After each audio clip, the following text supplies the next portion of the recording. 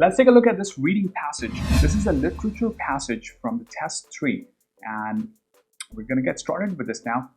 First thing you're going to read is this passage is adapted from Saki's whatever this method is and published in 1911. So most of the passages are going to be 1800s to early 1900s here. The most important thing you need to remember when reading literature passages is identifying the characters, the people who are involved in the story. So in this case, maybe there are two people involved, and usually the first person is going to be introduced, then maybe the second person will be introduced, and the most important thing is the interaction between them. That's very important. Also, what does this person think of the other person? That's also important. It's not usually explicit, so keep in mind there are two things. The first is the character, right? How many characters are involved, what personality each of these characters have, and the second thing is how they interact and what the person thinks about the other person, because that's usually not verbally demonstrated, right? It's not written down, so you have to kind of figure it out. Okay, with that, let's get started. So Lady Carlotta, or Lady C as I'll call her, stepped out on to the platform of the small wayside station and took a turn or two up and down its uninteresting length, right? So here, what's going on? Some station, she's getting off, right? And to kill time till the train should be pleased to proceed its way. Okay, so here she is. Here's a train, and she was originally in the train. She's got off the train onto the platform, right? Because the train has halted for a few minutes, taken just a stop here, and then she's gonna just left her luggage and everything inside and just walking around over here, just to stretch her legs, right? Then in the roadway beyond, she saw a horse struggling with a more than ample load. So she sees over here, maybe there's a horse, right?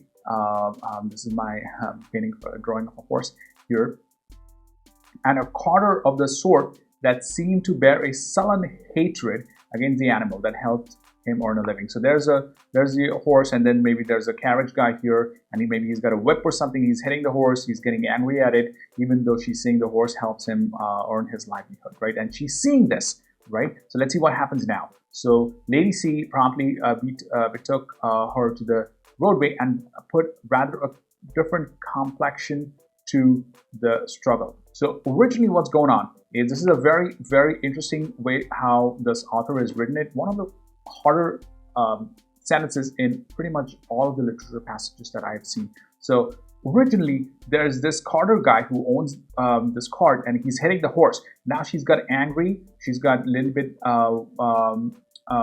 She goes over here, and she is actually verbally kind of telling the carter to stop, and maybe she's abusing him in some way, or she's saying some things in a certain way. That's what this means, a different complexion on the struggle. So originally it was a struggle between the carter guy and the horse, and now this lady comes in and there's a struggle between her, and she's admonishing him in some way, and her and the carter, right? So this part is, I would say, the very first introduction to this lady, right? So she has some social awareness here. Okay, certain of her acquaintances, which means of her friends or people she knows, were wont to give her plentiful admonition as to the undesirability of interfering on the behalf of a distressed animal. Okay, so what the author's saying is, her friends would tell her before, right? Not before this event in the past, don't interfere in other people's business, right? That's what is going on. Such interference being none of her business. So don't interfere with other people. So, and why? Because she has probably interfered like this before. Okay. So once again, she has put the doctrine of, had she put the doctrine of non-interference into practice, so which means don't interfere, right? So, but one of its eloquent exponents, which means one of her friends, right? Just think about this as friends, who had told her not to interfere, had been besieged for nearly 3 hours in a small and extremely uncomfortable May tree by an angry boar pig, right? So what's happened here is her friend, one of her friends who told her not to interfere, that friend was chased by a pig, and then the lady climbed up a hill, a tree of some sort, right? The friend climbed up a tree, and she was asking for help, but the friend herself had told Lady C not to interfere. So the Lady C is not going to interfere. That's happened in the past, right? On the while Lady C, what is she doing, right? On the other side of the fence, had proceeded with the watercolor sketch she was engaged on, and refused to interfere between the boar and his prisoner, which is that other lady who had told her not to interfere. So it's something like the lady told her in the past not to interfere. Then when the boar is, the pig is trying to attack this lady, Lady Carlota didn't interfere at that point. So it's kind of like the friend probably got angry at her because this is a clear case where you should interfere, right? But that's her nature. So they're still kind of like showing what the character is, the Lady C character, okay?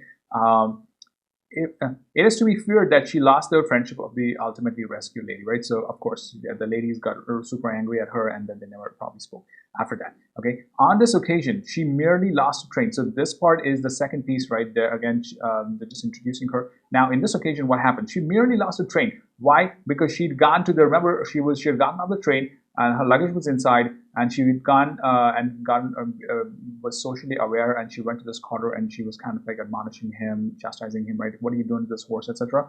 In that time, maybe it's like 5 or 10 minutes have passed, right? And the train's gone, okay? So which gave way to the first sign of impatience it has shown throughout the journey, and steamed off without her. So the train just steamed off without her. The train just left, right? She bore the desertion with philosophical indifference. So these passages over here, right? It's not as important for this passage, but they're personifying the train, right? The train is kind of, it was impatient and it's left. It's kind of like the train is waiting for her. Oh, this lady just still talking. I'm gonna go, and then she kind of also, it's almost like like a romantic partner has deserted her and broken up with her. So she bore this desertion of the train with philosophical indifference or whatever. Why? Because our friends were thoroughly well used to the fact of her luggage arriving without her, because she's probably done this before. She's done this where she's left the luggage and she's gone off wandering, and then train has passed, and then maybe she caught the other train, right, the next train. But the luggage is gone. Then her friends and relatives pick up the luggage. They know, and so she knows what's going to happen, right? So she's not so worried. That's why she's indifferent. Okay. She wired a vague, non-committal message to her destination to say that she was coming by the next train. Okay, so right, she just said, okay, the luggage is here in this train, and the next train is when I'm gonna come on that one.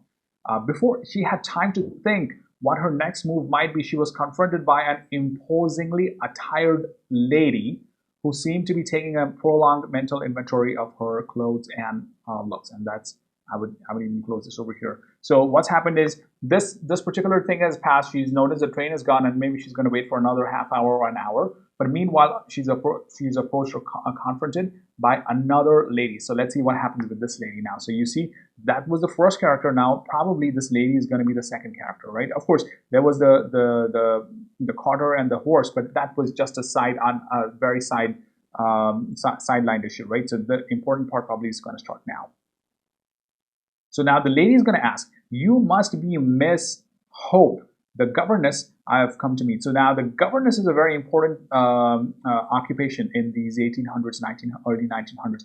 The governess, as many of you will know, is kind of like a teacher to the students of rich people. So let's say somebody's got a house, there's a family, a rich family over here, and then they hire this person, right, like a Jane Eyre kind of a person, right, to come in and teach them, right? To come in and teach these kids about languages, about math, about the general rules of behavior. So this lady has to go to a governess school, then they come and they teach this stuff, right? Okay, so what's going on? This lady's saying, "You must be Miss Hope, the governess I've come to meet." Is this new lady is telling her. So she's mistaken her to be Ms. Hope, because we know her name is Lady C, Lady Carlota, right?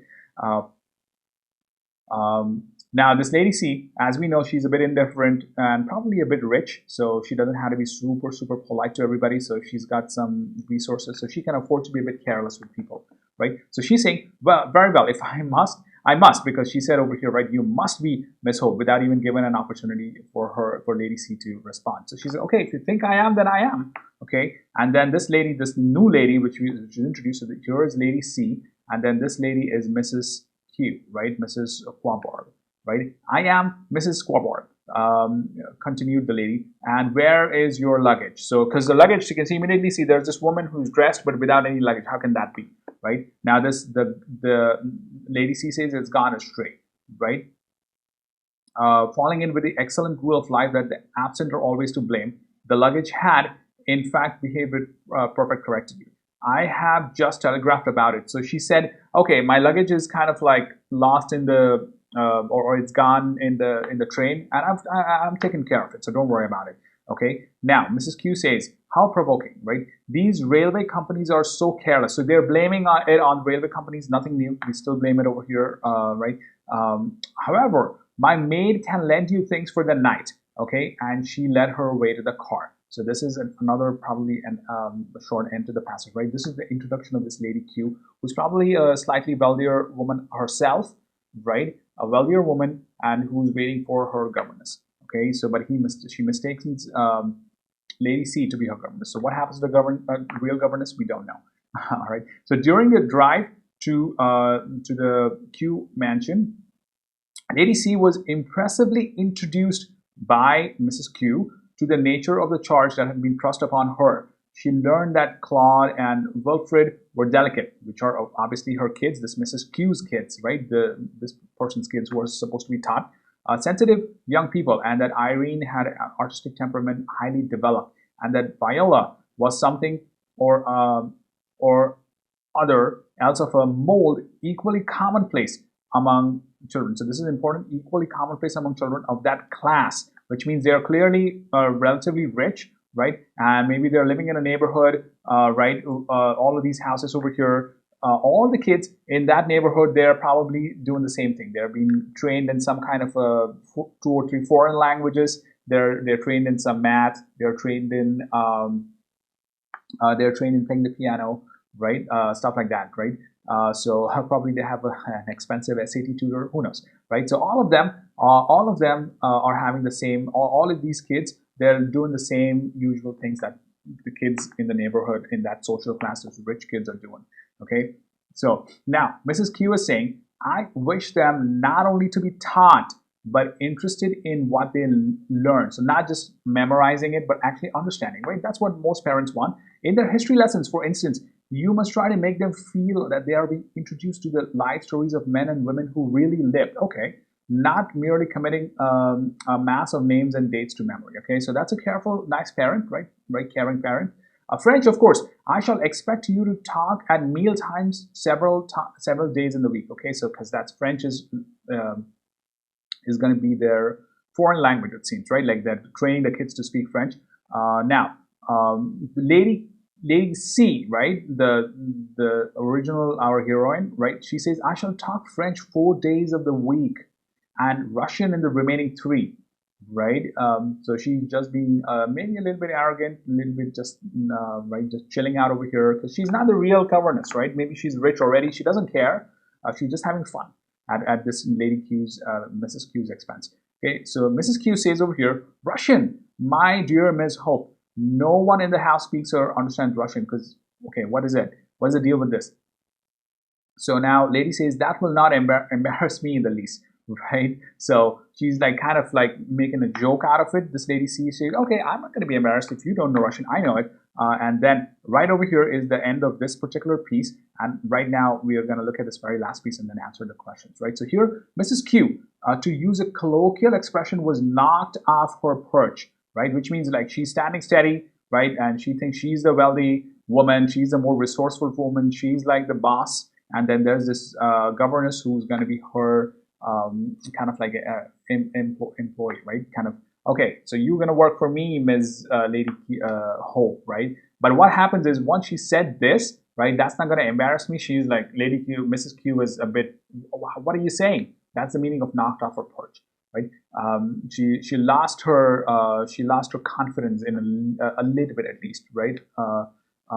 She was one of those imperfectly self-assured individuals who are magnificent and autocratic, right? Magnificent and autocratic, right? So they have their own confidence. They look confident. They are confident. They sound confident. As long as they are not seriously opposed So you might have like maybe one of your teachers in school. I'm pretty sure, right? They sound confident and they're like all authoritative, but as soon as a smart kid says something to the teacher, they're like, the teacher loses all the air goes out of them, right? So it's that kind of a situation, right? Once their fault is found, they kind of like collapse into nothing. So that's what happened to this Mrs. Q. So that's her character. Remember, Lady C's character and the Mrs. Q's character, right? They have two different characters, and now, of course, there's some conflict between them. We can see a slight conflict over here, and this is the result of that conflict, right? Mrs. Q is knocked off her perch. Okay. The least show of unexpected resistance goes a long way towards rendering them cowed and apologetic. So where was the resistance? The resistance is when Lady C said she cracked a joke, right? Like, that's not going to embarrass me if your kids don't know Russian, right? I know it. I know maybe much more than your entire family, right? Something like that. And then this Lady Q is kind of like a little bit insecure, okay? So now, when the new governess failed, which means the new alleged governess, right? The Lady C, she's not the real governess, of course, failed to express wondering admiration of the large, newly purchased and expensive car. So remember, this car is in 1911, maybe the story is 1911, right? Maybe this car is in like 1900s or so. At that time, cars were super expensive, okay? So be careful with the car is not like the cars of now. They're like those very, very expensive car, okay?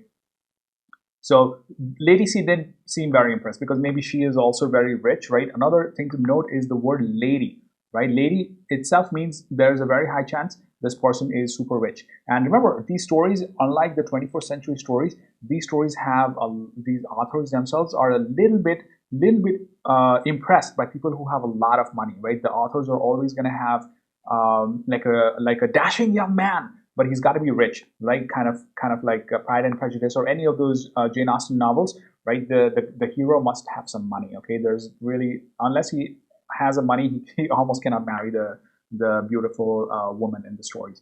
Okay, so just keep in your mind, it's slightly different attitude than what we have right now. Okay, in the 21st century. Okay, so this woman didn't admire her car and lightly alluded to the superior advantages of one or two makes which had just been put on the market. So this Lady C, it seems she has more information. She owns these even newer cars, right? So a better model than Mrs. Q, right? Or probably a totally new, different car, right?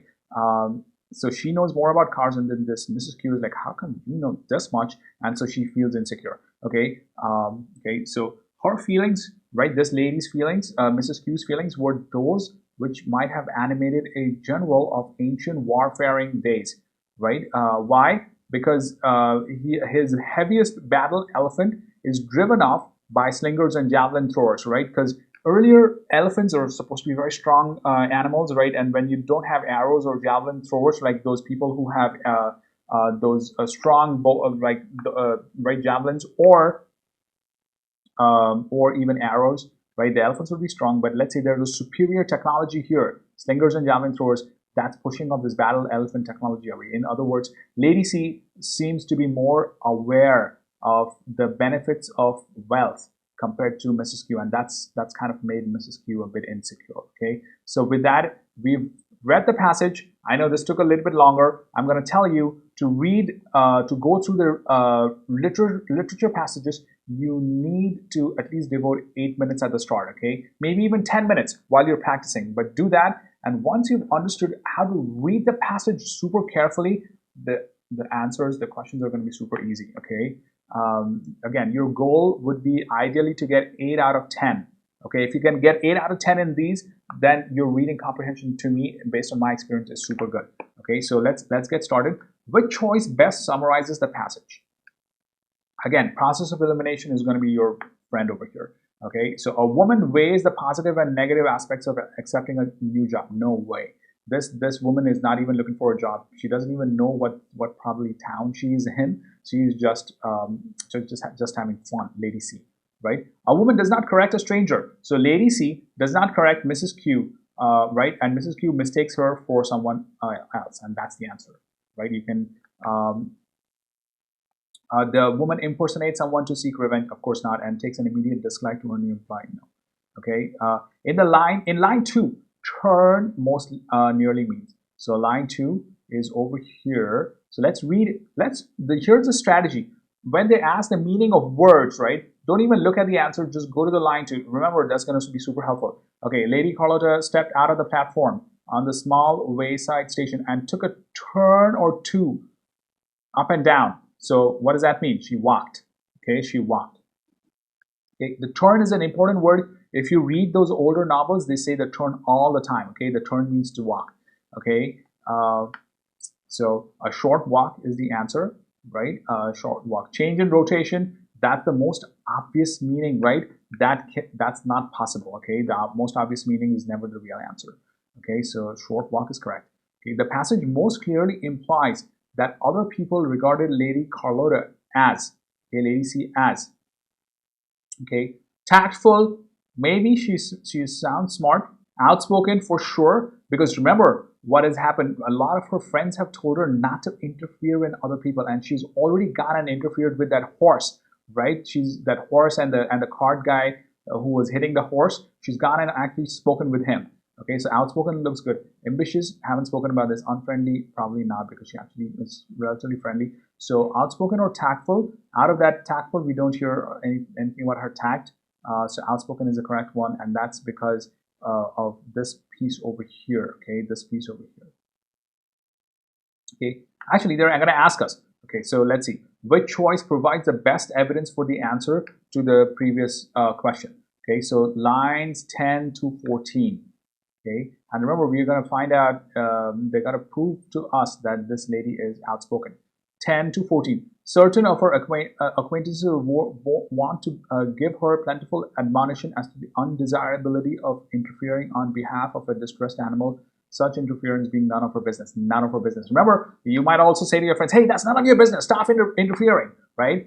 So interfering person or outspoken person. So this is a very high, very obvious, very possible choice, right? Very probable. Okay, 22 to 23.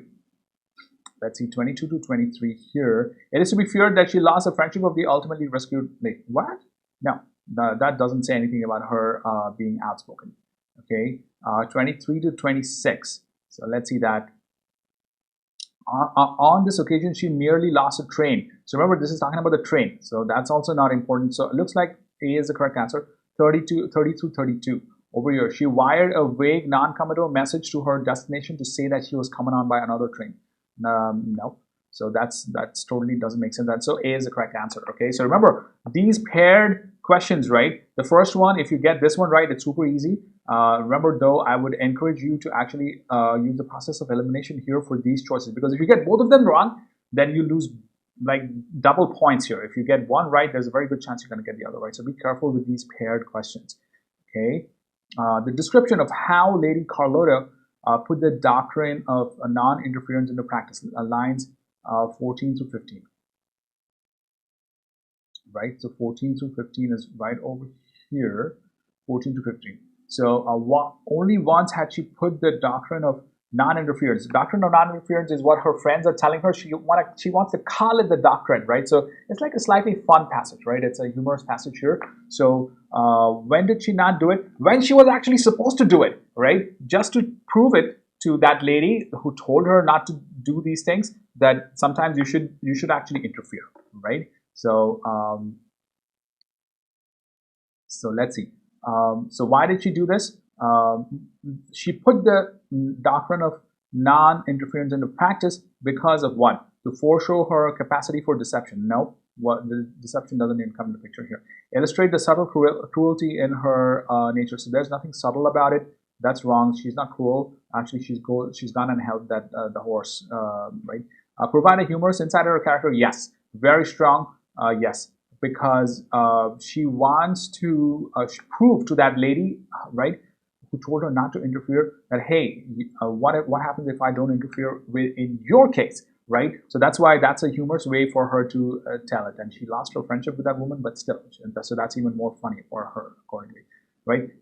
Explain a surprising change in the behavior. No, there was no change in the behavior. Okay. In line 55, charge most nearly means. So line 55, charge. Okay. During the drive, Lady C was impressively introduced right, by the Mrs. Quabrel to the nature of the charge that had been thrust upon her. Remember, she's supposed to be a governess, right? So the nature of the charge means she has to be responsible for these kids, right? They're talking about the kids right after. So responsibility is going to be correct. So charge would probably, you might think, oh, I want to charge against the enemy. So you would think attack. Again, that's never the answer. Fee. It looks like I'm going to charge you something. So that's never these answers. Okay, so responsibility is important. Okay, so remember these could get quite tricky. Okay, so you have to read the sentence first, then come to the answers. All right. The narrator indicates that Claude, Wilfred, so these are the kids, Irene and Viola, are. Okay, so here they're similar to their parents. You might think they're similar to their parents, or either they're not. Parents usually think they're not, right? That's the fact of life. Parents think, oh, my kids are special, but everybody else thinks your kids are just like everybody else, right? So the author's mentality is the same way. These kids are just like everyone else. Okay, but here's the proof for it. So the kids where they're introduced is right over here: Claude, Wilfred, Irene, and Viola. And what they're talking about is here. They are of a mold equally commonplace among children of that class. Remember, of that class. That's a very important statement. Not amongst the whole universe or the whole country or the whole city. Among that class. So where they're living in that neighborhood, in that rich, probably wealthy neighborhood, they're similar to everybody else. Like, okay, they're doing certain lessons. They have a rich tutor, right? They're doing all of these things. So remember, those things are important, right? All the kids are very similar. They're doing the same thing that all the other kids are doing. Nothing special. Okay, so that's why they're similar to many of their peers, which means all the kids like them. Okay, they're not similar to all the kids in the world, right? We're similar to those particular kids who are similar to their parents. Okay, so that's why A is the correct answer. Unusually creative and intelligent, nope. Hostile, they haven't even been introduced. And more educated, this you might feel it's this way, right? It's possible, but they never mentioned it. They never mentioned this. The most important thing is they have been mentioned. That has been mentioned is they're very similar to their peers. That's the attitude of the author. The way he's trying to tell you that this is a very boring woman, this Mrs. Q, and then he's on the side of Lady Carlotta over here. Okay. So then the narrator implies that Mrs. Q favors a form of education that emphasizes. Remember the history passages. She's a caring parent, right? So traditional values, never mentioned. Active engagement, very big maybe, because remember over here what they're saying over here about the history piece over here, and that's, remember, this is an evidence-based reading passage, right? So you have to find the evidence. Once you find the evidence, and there's always only one evidence and only evidence for that one particular multiple choice. So what are they saying here? I wish them not only to be taught but interested, right? How interested? It should make them feel like they're introduced to the life stories who really live, right? Not merely committing massive names, right? And also, I expect you to talk at meal times during several times in the week. So right over here, I shall expect you to talk at meal times several times in the week. So this part is important.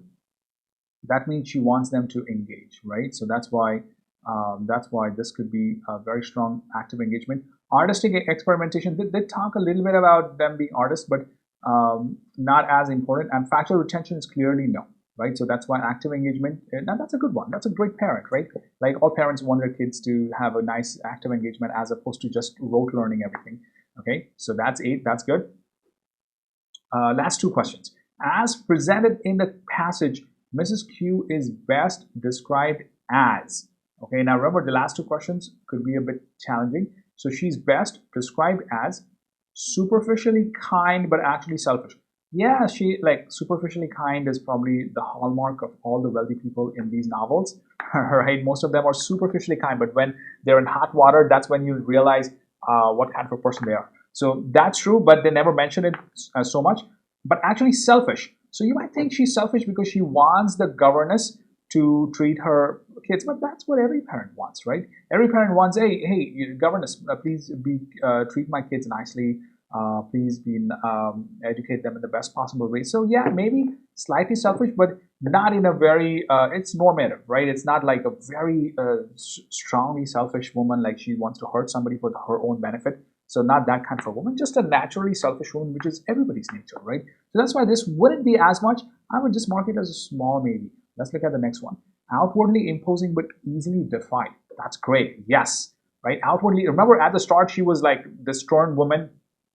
I was like, you must be Ms. Hope. You got to teach my kids this. And she's telling them all of these things. But as soon as Lady C opens her mouth talking about the Russian thing, right? And she almost insults this Lady Q. The Lady Q is like kind of almost cowed down, right? So all the air has gone out of her. And then the second thing she talks about, Lady C talks about, is the car. So now Mrs. Q thinks, wow, how come you know so much about cars? You probably have some access to wealth, right? All this Mrs.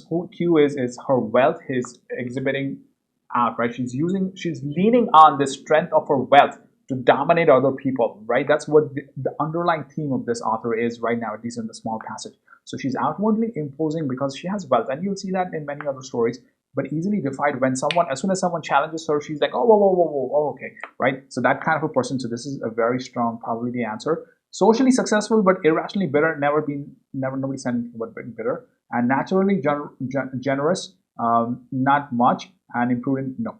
Okay, so B. So she's not generous to anybody else, right? She's generous maybe to her, to this Lady C for a very short time, but she's paying her. She wants Lady C to work hard for her.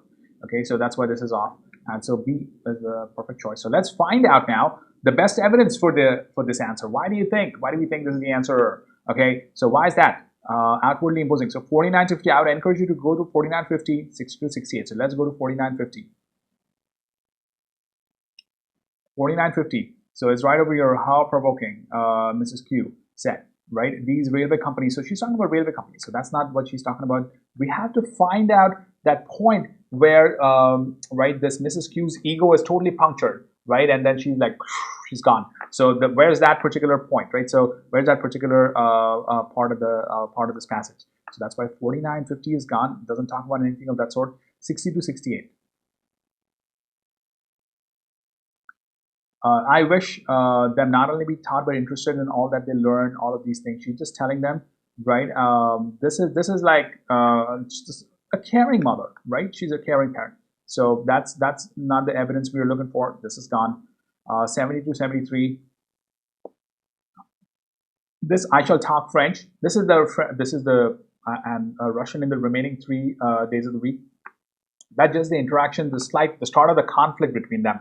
But still, right, over here, Russian, no one in the house speaks Russian. So she is like, okay, now we haven't been yet told that this woman is going to lose her composure. This Mrs. Q is going to lose her composure. So, well, even number 72, 73 is gone. And so that leaves us with 71, 77, 82. Still, let's read this. So 77, 82 is right over here. She was one of those imperfectly self-assured individuals. Yes. Right, who are magnificent and autocratic as long as they are not seriously opposed. That's it. That's it, right? So that's what this is saying. Outwardly imposing, right, and easily defied. That's why this is the correct answer, right? She was outwardly imposing, right? She was originally at the start, she was trying to pretend or behave this way. As soon as someone challenged her, like Lady C did, right, about the Russian and the car, she lost her composure. So that's why D is the answer. Okay, so with that, we've completed this passage here. Let's see what else we can talk about. So just to summarize, remember the most important thing is this passage over here. You have to understand the characters. This Lady C is another wealthy woman. She just chances upon Mrs. Q and just having fun, right? Like somebody mistakes you for someone in the aisle, and then they're like, hey, where's the chips? And then you're like, oh, it's right over there. You never gotta say like, oh, I didn't work here. You just want to have fun, just a little bit of a harmless fun. That's what's going on. Remember, the Lady C's character is like that. Mrs. Q is much more serious. She takes her wealth even more seriously. She wants to impose on other people, right? So that's how the interaction has occurred, the kind of like the clash or the conflict between these two already wealthy people. And what happens is very humorous. But this is, of course, one of the harder passages. So thanks for your patience. Thanks for your time staying with me. Go through this video one more time and see if you like it. And once again, check out the other videos I've got. And if you like this video, definitely subscribe to this channel. Okay, so post your comments below asking what other video you'd like. Otherwise, I'll see you very soon in the next video. All right, see you. Bye.